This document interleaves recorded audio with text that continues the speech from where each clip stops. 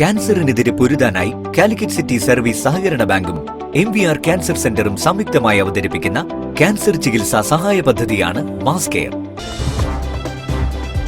വാർത്തകൾ തുടരുന്നു.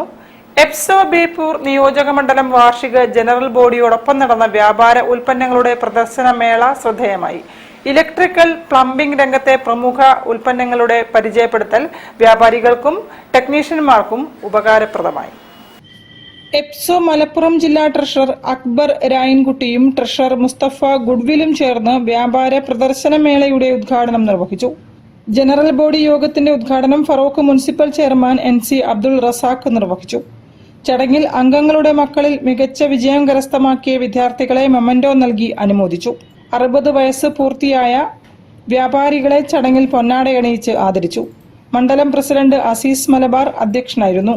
യോഗത്തിൽ മലപ്പുറം ജില്ലാ general secretary Mustafa Goodwill, treasurer Rayankutty, Koduvally നിയോജക മണ്ഡലം കോർഡിനേറ്റർ ഉണ്ണി മോയി, കുന്നമംഗലം കോർഡിനേറ്റർ അജിത് കുമാർ, സ്വാഗത സംഘം ചെയർമാൻ ബഷീർ സ്റ്റാർ തുടങ്ങിയവർ സംസാരിച്ചു.